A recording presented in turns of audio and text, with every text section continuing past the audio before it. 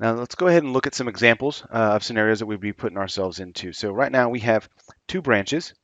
We have our main and we have a release branch. We're going to go ahead and create a new branch ourselves. So we're going to go ahead and jump into VS Code. Inside VS Code, you'll see that I am on this release branch.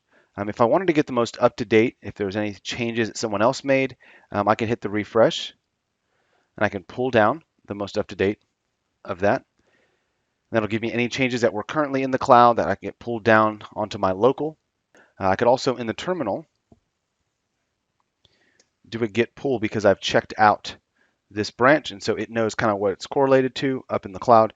I can do a get pull and I can pull down anything that's there. So I've done that. I've updated this. That's very important because we're going to create our new branch for our imaginary user story based off of this.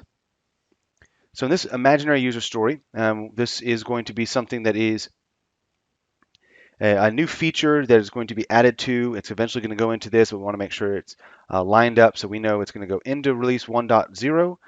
And so we're going to create a new branch from, we're going to call this feature slash, since we know which branch or which release it's going to go into, we're going to type in 1.0, and then we'll give this a number.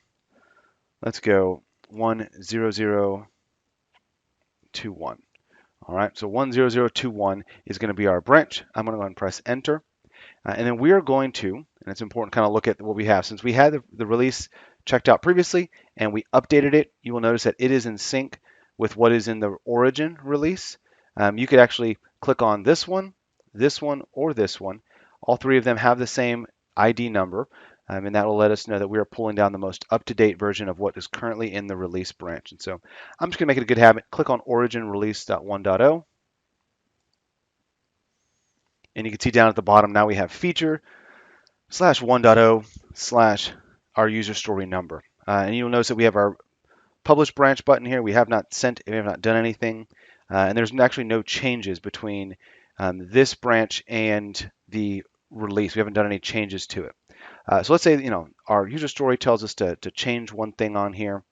And we need to go ahead and, update table with useful icons. All right, we just updated the name. I'm going to save that. When I do, you will notice that change is here. And so I've made that change. Let's say that was the only thing that I needed to do for that user story. I'm going to go ahead and I'm going to add that change. I've staged it, and I'm going to give it a title. And I'm going to give it the title 10021 updated title of LWC. All right, I'm going to press Control Enter. And then when I publish that branch, now this work that I have done on my local will actually exist for other people to look at and other people to see. So I'm going to go ahead and click Publish Branch on there. Before I, do any pull request or any of that, I want to make sure that I check to see if I have anything that conflicts with stuff above. Right. So if someone had already been working on something, they added that page and they put that in there.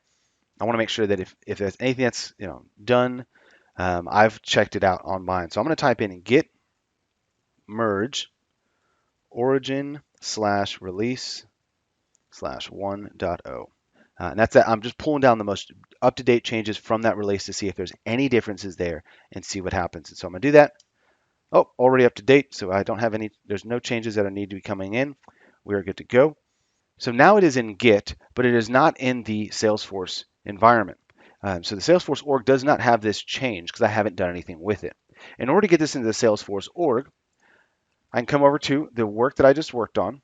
I can right click and I can put deploy source to org. And by clicking deploy source to org, I will actually push this to the org.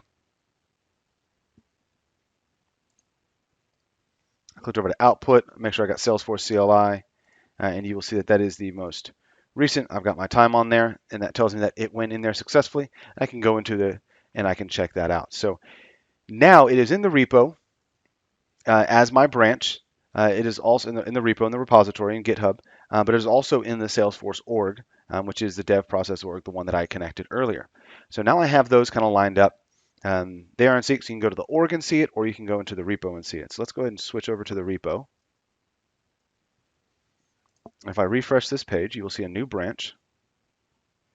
Okay, and you'll see that this one has, right? It actually lets us know that there's new changes that have been committed, but it has my newest commit. And if I click on that, I can actually see the change that I made, right? It was this, and now I've added this, and in green it tells me what I've added. So it's really kind of neat to kind of compare it to what it was originally, and these are the changes that I've made.